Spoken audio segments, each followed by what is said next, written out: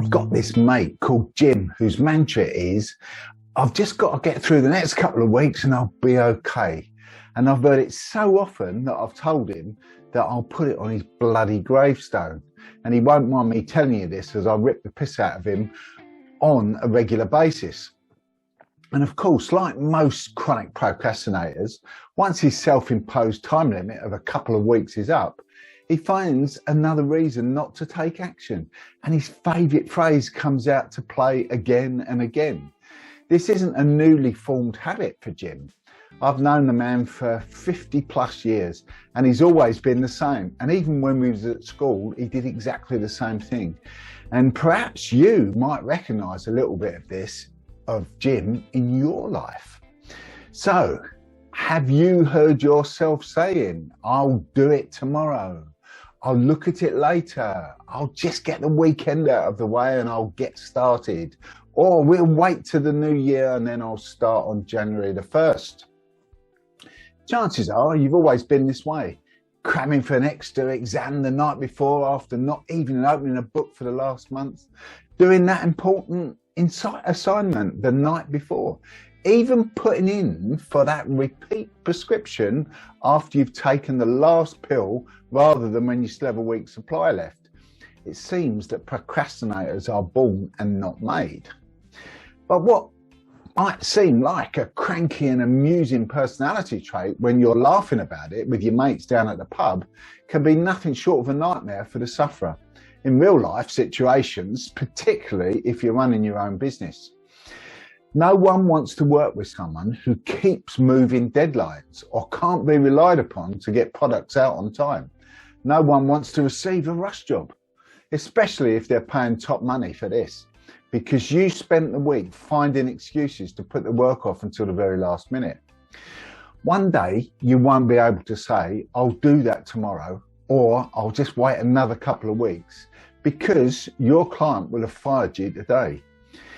In business, you're not only as good as your reputation, and there's no one service or product is unique. So if you can't deliver what the customer wants and when the customer wants it, a 5-minute Google search will soon find somebody that can. Apart from the fact that procrastination could cost Jim, or maybe you, customers, revenue, and even a job, this put it off until tomorrow attitude is also pretty bad for your health. Stress is pretty much used as an umbrella term these days, one that we apply to any situation that is less than ideal for us. But the truth is, the stress associated with the worry and sleepless nights we might experience knowing that any type of deadline is looming can genuinely make us ill. And running a business is stressful enough without deliberately adding to it. Studies have shown that habitual procrastinators are more vulnerable to cardiovascular disease, stomach ulcers, and hypertension, not to mention headaches and digestive problems, colds, flu, and insomnia.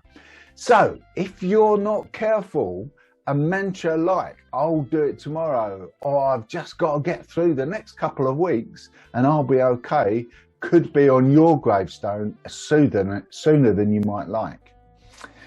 Another troubling side effect of being just like Jim is that it means you're unprepared for all of those little curveballs that life likes to chuck our way sometimes. Let's say you have a Friday deadline and intend to do the work on Thursday, despite having known about the project for the last month or so, and then Wednesday night, your cat knocks a glass of red wine all over your laptop, and it's, to put it bluntly, fucked.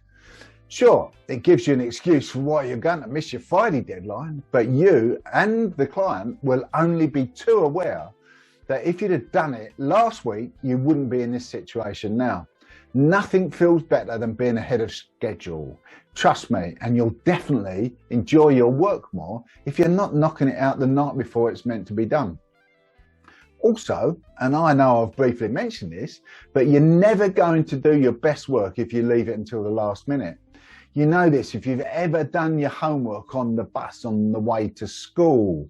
Being ahead of time instead of thinking, I've got ages, let's just get through these next 2 weeks first, means you're giving yourself plenty of time to revise your work, Make any improvements, get feedback and opinions, even start over if you feel that you need to.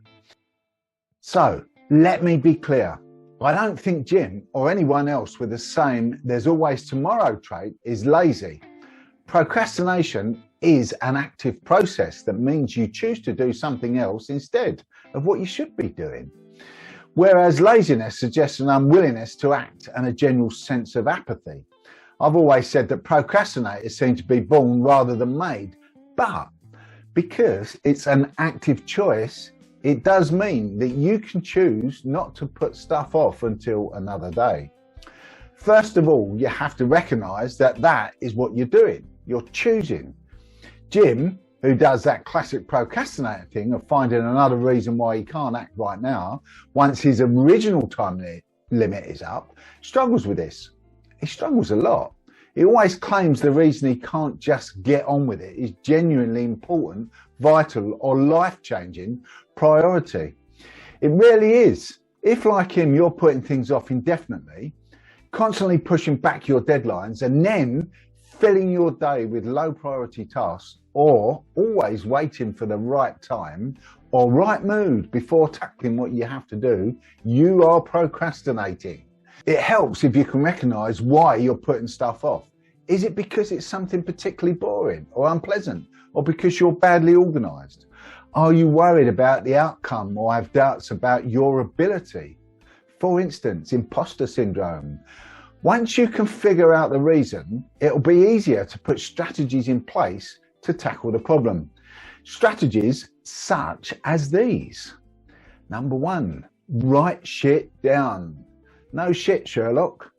If disorganization and forgetting what you have to do and when is a big part of the reason that you keep putting things off, making a to-do list of tasks you need to complete is a great tip. It'll help you to commit to and focus on the task if you can see it written down in black and white. Write down the deadlines as well, or specific time frame. Again, it's easier to stick to it if you can see it written down, and it will help you to be proactive. Number 2, reward yourself. Like when you're trying to get one of the kids to do the right thing, or when you're training a dog, positive reinforcement will work for you and Jim as well. Every time you complete a task ahead of time or even on time, give yourself a treat. It can be something simple like a coffee or cake, or even better, schedule something fun for the time you now have free because you finish something sooner than you normally would have done, like meeting a friend, going to the pub or the cinema. Your brain will soon associate finishing tasks ahead of time with something pleasant. Number 3, if you can't check yourself, get someone else to do it for you. I'm not normally a huge fan of peer pressure, but you can use it positively in this instance.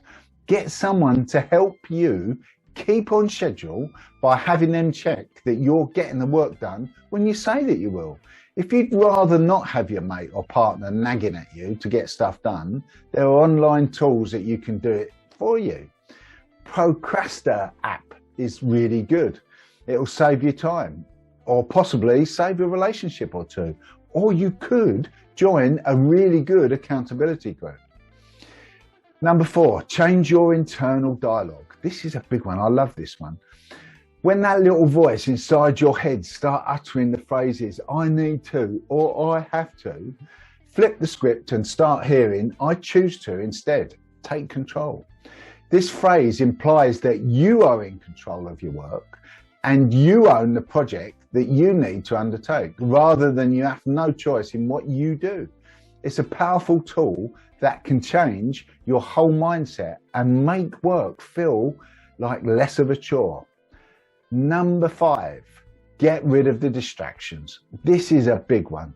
Put your bloody phone away while you're working, or at least have it far enough away from you that you'll be forced to move away from your work-related calls, but won't be tempted to keep stopping to check your social media. Don't sit near the TV either, because before you know it, you've watched half an hour of Loose Women or Dead Enders or Constipation Street or some other crap show you're not particularly interested in anyway. And the page in front of you remains blank.